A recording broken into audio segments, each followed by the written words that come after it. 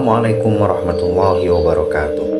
Jumpa kembali bersama Sang Hyang Cipta Rasa yang akan persembahkan kisah-kisah mistis menarik untuk menghibur teman-teman semua dimanapun berada.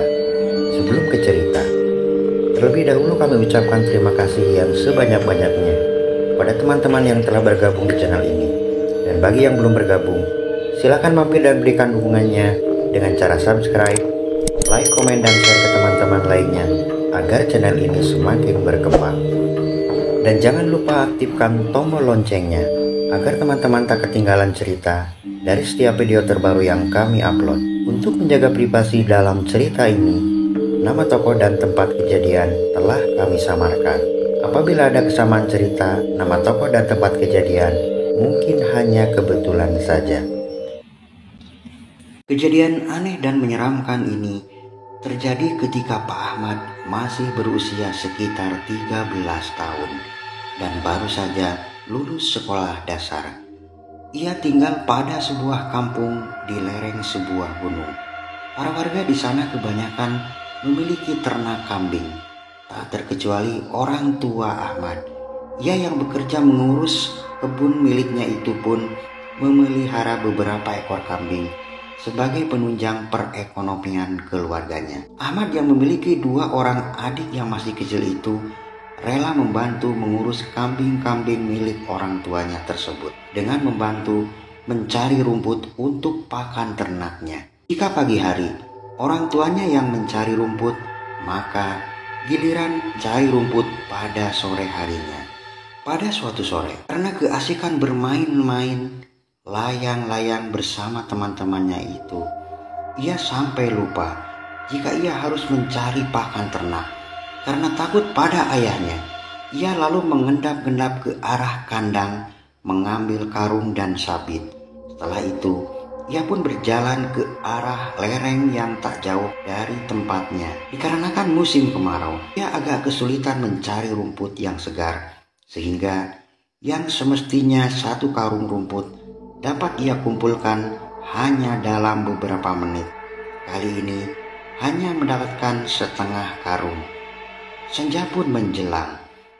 Semburat cahaya merah jingga di ufuk barat menandakan hari telah senja.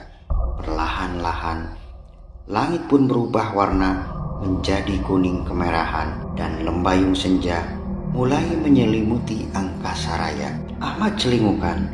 Tiba-tiba beberapa meter di depannya terdapat hamparan rumput yang segar.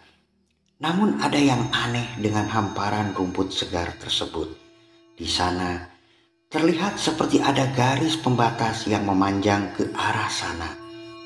Garis itu seperti menjadi pembatas antara rumput yang kering dengan rumput-rumput yang segar.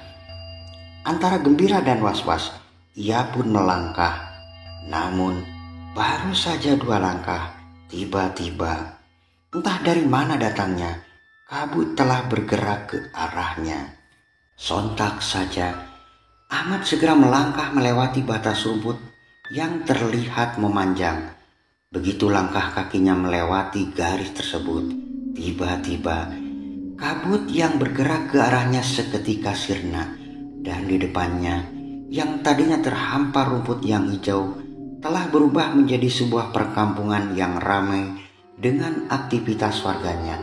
Astagfirullah, mana ini? Ujar Ahmad gemetar.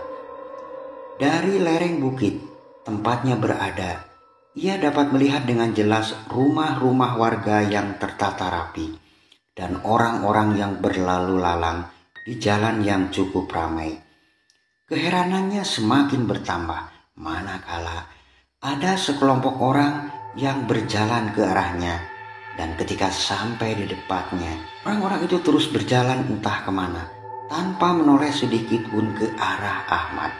Sungguh mengherankan. Sepertinya mereka tak melihat kehadiran Ahmad di sana. Sekian lama ia tertegun di sana, ia sampai lupa jika ia harus mencari rumput untuk pakan ternaknya. Ada satu hal lagi yang paling aneh yang ia lihat.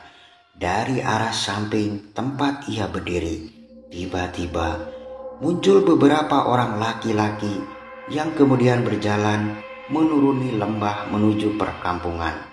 Dan kembali orang-orang itu seperti tak melihat kehadiran dirinya. Entahlah apa yang terjadi dengan Ahmad saat itu.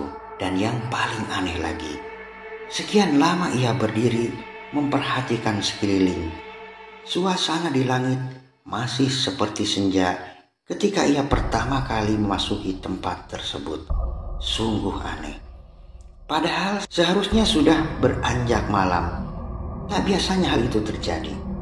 Karena penasaran, ia pun berjalan menuruni lereng menuju perkampungan yang sangat misterius tersebut. Cerita kembali ke rumah Ahmad. Hari menjelang senja, terdengar suara kambing yang mengembik disertai suara kakinya menendang-nendang dinding kandang.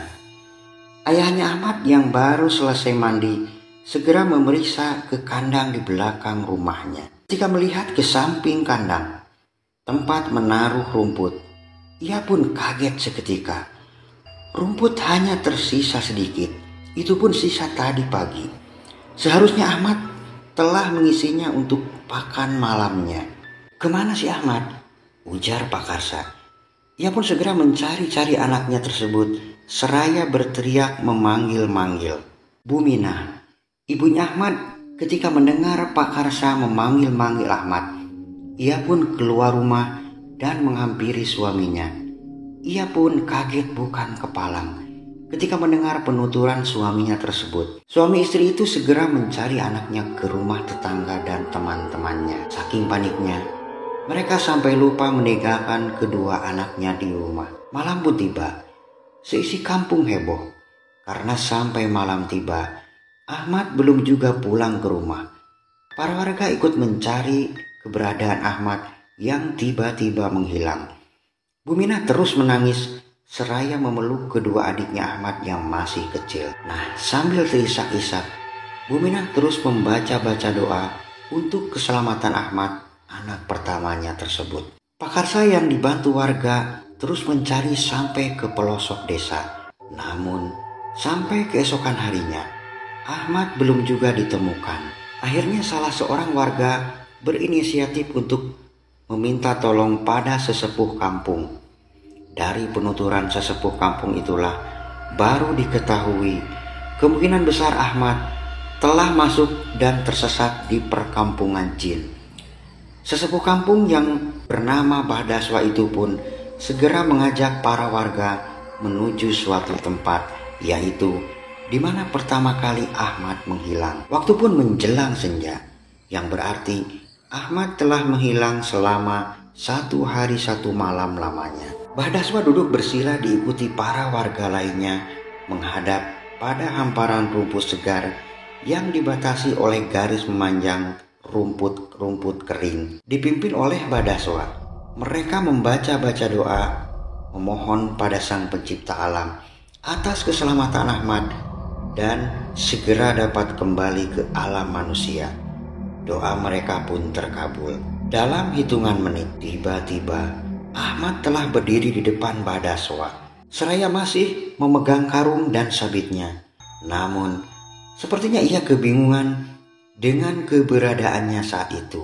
Barulah setelah diberi minum oleh Bahdaswa, Ahmad pun tersadar. Lalu Ahmad menceritakan kejadian yang menimpanya dari awal sampai akhir. Dari kejadian yang menimpa Ahmad, itulah akhirnya diketahui jika di area tersebut terdapat sebuah perkampungan yang dihuni oleh para jin yang telah ada sejak ribuan tahun yang silam. Semoga kita selalu dalam lindungan Tuhan Yang Maha Esa. Amin. Nah teman-teman, sampai di sini ceritanya. Semoga dapat menghibur kalian semua dimanapun berada. Terima kasih bagi teman-teman yang telah menonton dan mendengarkan ceritanya. Mohon maaf apabila ada salah-salah kata. Sampai jumpa di kisah mistis selanjutnya hanya di Sang Hyang Cipta Rasa. Assalamualaikum warahmatullahi wabarakatuh.